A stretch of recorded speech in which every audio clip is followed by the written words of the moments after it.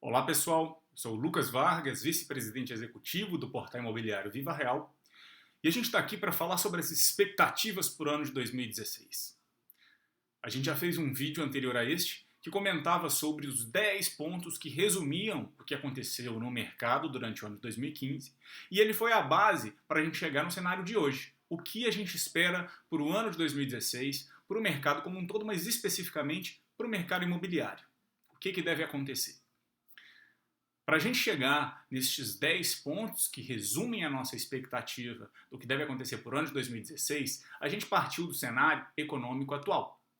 Então, o primeiro desses pontos é em relação à economia. Os últimos indicadores que a gente tem recebido dos analistas de mercado e dos bancos mostram que a economia não deve se recuperar durante o ano de 2016. 2015 deve fechar com uma queda de algo em torno de 3%, e para 2016 a expectativa é que feche mais ou menos neste mesmo patamar, de uma queda de até 3%. É claro que isso pode ser revisto, há muita variação nas expectativas, mas hoje a expectativa é essa: não deve acontecer uma recuperação do mercado durante o ano de 2016. Então aquele salto, aquela super recuperação, com certeza em 2016 não vai acontecer. E aí isso leva para o segundo ponto que a gente espera que aconteça durante o ano de 2016. Poupança e, por consequência, linhas de financiamento ainda vão ficar escassas. O que acontece com a poupança? A poupança é um fundo no qual os correntistas depositam o dinheiro e esperam ter um retorno. Só que a gente tem visto que, com o aumento das taxas de juros, a poupança deixa de ser tão atrativa, outros fundos ficam mais atrativos. As taxas de juros, elas são um mecanismo que o governo usa para segurar a inflação. Como a expectativa de inflação para o ano de 2016 ainda é alta, acima de 6,5%, então o governo deve continuar mantendo essa taxa de juros básica alta, e com isso a poupança fica pouco atrativa e, por consequência, as linhas de financiamento tradicionais, SBPE, que fazem uso dos recursos da poupança, também vão ficar escassas. E isso deve afetar, então, diretamente o número de financiamentos que vão acontecer no mercado imobiliário. A gente teve ao longo do ano, a Caixa, por exemplo, durante o ano de 2015, fazendo 3 aumentos de taxas de juros, mas teve também aquela iniciativa que foi ainda mais radical de deixar de financiar até 90% do valor do imóvel, e algumas linhas chegou aí a 50%, até menos de 50% do valor do imóvel. E para esse ano de 2016, com a escassez dos recursos de poupança, é esperado que novas atitudes, novas políticas sejam criadas também pelo banco, porque se falta recurso, o banco vai ter que emprestar provavelmente menos e pedindo uma taxa aí, né, mais alta. Então isso deve afetar o mercado imobiliário. E a gente passa então para o terceiro ponto. Em 2016, financiamento deve receber alternativas, seja do mercado privado ou seja por parte do governo. Não existem hoje recursos dentro de poupança ou dentro dos bancos que atendam às condições necessárias do mercado, à demanda, ao perfil da demanda que tem no mercado. Então isso abre já a possibilidade para alguns bancos que não estavam no mercado para atenderem essa demanda que está reprimida. Então existe uma grande expectativa que durante o ano de 2016 surjam alternativas ao financiamento imobiliário, porque, como está, com certeza muita demanda está sendo reprimida. Então, pequenos bancos, bancos que não atuavam no segmento, ou mesmo o governo com novas linhas de crédito, novas políticas, devem atuar nesta seara, né, no financiamento imobiliário. E aí a gente tem um quarto ponto esperado para o ano de 2016, que é a continuidade do programa Minha Casa Minha Vida. Muito se falou que ele poderia ser cortado, que ele poderia ser afetado, e de fato podem acontecer mudanças no programa. Mas a terceira fase, supostamente já em andamento durante esse ano de 2016, a terceira fase do programa Minha Vida já começou, tem mostrado que o governo, apesar dos problemas, apesar de ter que cortar grande parte do seu orçamento e muitos programas sociais, inclusive, acredita sim na força e na importância do mercado imobiliário. E até o momento, mesmo com todos esses cortes, o programa Minha Casa Minha Vida é um dos que tem se mantido aí de pé por parte do governo. Claro, podem acontecer oscilações, o governo pode fazer alterações ou até diminuir parte do programa num curto prazo, mas A expectativa é que o governo continue apostando no programa porque ele é amplo, tem um impacto nas camadas sociais mais baixas e em grande parte da economia como um todo, porque o mercado imobiliário movimenta grande parte da economia e o governo precisa fazer isso para acelerar a recuperação. Um quinto ponto que vale a pena a gente falar sobre 2016 é que janeiro deve ser um ano melhor do que os últimos meses. Isso por quê? Historicamente, janeiro sempre é um mês onde as buscas e a demanda pelo mercado imobiliário sofre um grande pico, um grande aumento. Isso porque existe grande correlação com as resoluções de ano novo. As pessoas se mudam, buscam alternativas de emprego, e se mudam para estudar. E em janeiro existem sempre picos de busca por imóvel. Então, vocês já devem ter começado a sentir, mas novamente, janeiro deve ser um mês recorde, historicamente, em termos de número de pessoas interessadas e buscando imóveis. A gente já tem visto isso ao longo destas primeiras semanas, desses primeiros dias de janeiro, e a gente acredita que durante o mês de janeiro, então, vai ter sim um fôlego para o mercado imobiliário, e a gente espera que vocês sintam isso também. Um sexto ponto que deve impactar o mercado imobiliário durante o ano de 2016 são as Olimpíadas. É claro que o Rio de Janeiro, que vai ser a sede principal, deve sofrer, ou na verdade receber grande parte, né, dessa demanda e desse impacto, mas outras cidades que também têm potencial turístico, ou mesmo que recebem algumas das provas aí das Olimpíadas, também vão ser impactadas. É claro que muita dessa demanda acaba sendo por aluguel, mas isso acaba afetando também o mercado de venda de imóveis. Então, durante aí o meio do ano, as Olimpíadas vão acontecer em agosto, mas durante o meio do ano a gente já deve começar a ver uma demanda mais acentuada por imóveis, especificamente no Rio de Janeiro e em outras cidades relacionadas às Olimpíadas, e isso deve ter um impacto muito grande em transações, em preço de aluguel, né, de locação, mas também do mercado de revenda. Lembrando que mesmo que a demanda por imóveis de revenda não aumente, como parte dos imóveis acabam sendo destinados para aluguel, acabam faltando imóveis para venda. E com isso pode impactar também o preço dos imóveis para venda. Pode ter um leve crescimento devido à diminuição do estoque de imóveis para venda.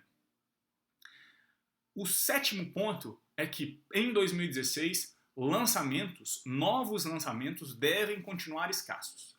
Ou seja, vai ser um ano para o corretor aprender de fato a trabalhar com os remanescentes. A gente tem visto que ao longo do ano de 2005 foi esse ano onde a gente tinha muito estoque, distratos começaram a acontecer e poucos novos lançamentos foram realizados.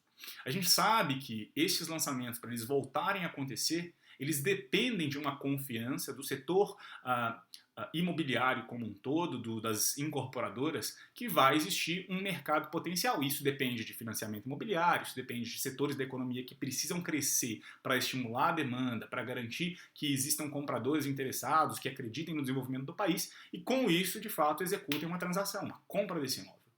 Em 2015, a gente viu uma segurada de novos lançamentos. Em 2016, com essa confiança na recuperação ainda baixa, as incorporadoras certamente vão segurar ainda seus lançamentos e postergar isso mais para o final do ano.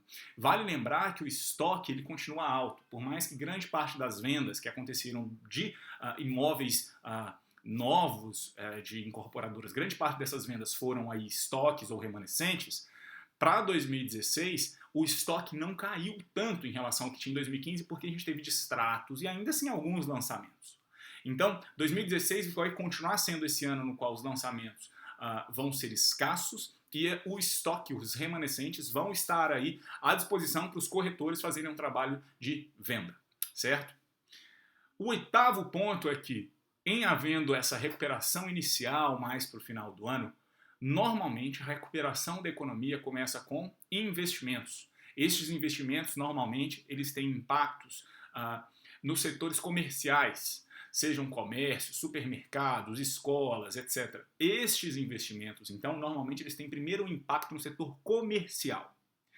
Por consequência, o primeiro segmento que acompanha o setor comercial, normalmente, é o que? É a locação. Então, a locação normalmente é o primeiro setor onde existe a recuperação do mercado imobiliário depois de um período de crise.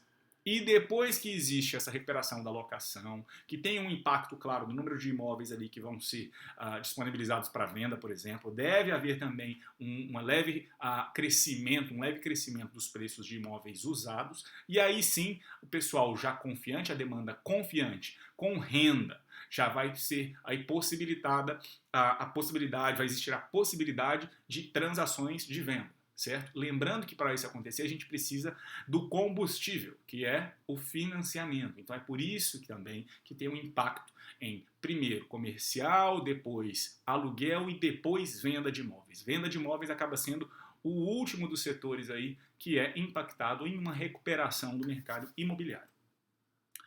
O nono ponto, que é sempre importante lembrar, é que nichos existem.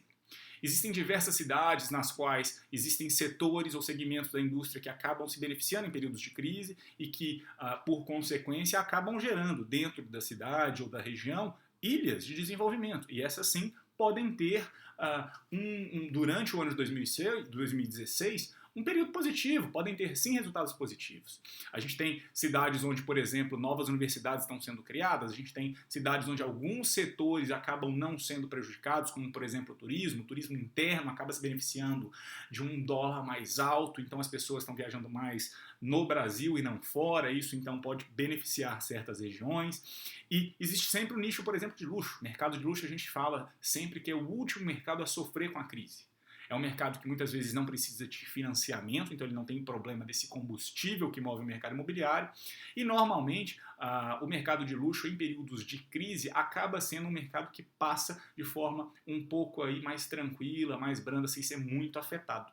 Então mercados de luxo, nichos específicos sempre vão existir. Busquem esses nichos porque eles terão sim oportunidades em 2016.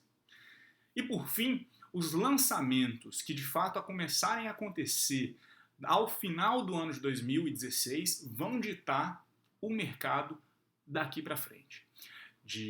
No final de 2016, a gente espera então que essas incorporadoras, já confiando no mercado imobiliário, confiando na economia no Brasil como um todo, eles voltem a lançar esses apartamentos. Mas a gente já está aí durante o ano de 2015 com um número de lançamentos muito pequeno, a gente provavelmente vai passar 2016 com um número de lançamentos muito pequeno, e aí vão ser 2 anos. Estes 2 anos, para serem recuperados, eles tomam tempo, ou seja, lá para 2018, 2019, provavelmente pode acontecer, com a economia já recuperada, uma escassez de lançamentos. Então, o final do ano de 2016 vai ser muito importante para nos mostrar qual vai ser o comportamento do mercado imobiliário ao longo dos próximos anos.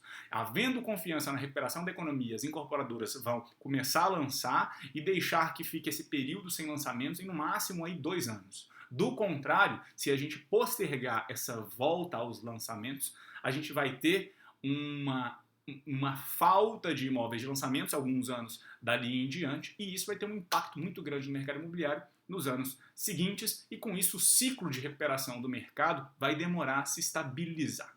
Certo? São esses, então, os 10 pontos que resumem as expectativas para o mercado imobiliário durante o ano de 2016. Espero que vocês tenham gostado. Entendo mais dúvidas a respeito do que aconteceu em 2015. Vejam um vídeo que mostra lá o resumo do que aconteceu em 2015. Comentem aqui. Falem pra gente as expectativas de vocês, o que você espera que aconteça durante o ano de 2016. Vamos trocar uma ideia, faça seu comentário, coloque qual que é a expectativa para a sua cidade, que pode ser diferente da média do Brasil. Vamos fazer aqui um fórum de discussão para buscar boas ideias. Então fique à vontade para comentar que a gente vai tentar interagir com vocês também. Se tiverem mais dúvidas, sugestões, fiquem à vontade para escrever para vargas@vivareal.com, que a gente também vai tentar atender as solicitações para tentar trazer para o mercado cada vez mais conteúdo e informação relevante.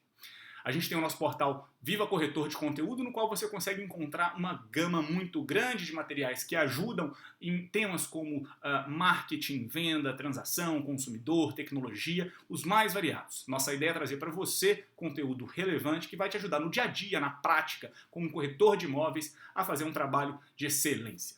Tudo bem? A gente espera que vocês tenham gostado, desejo um excelente 2016, muita força, muito trabalho e que os resultados com certeza vão vir depois desse esforço aí que a gente vai fazer ao longo desse ano. Conto com vocês, estamos por aqui e qualquer coisa é só escrever que a gente vai falar com todos vocês. Um abraço e até mais.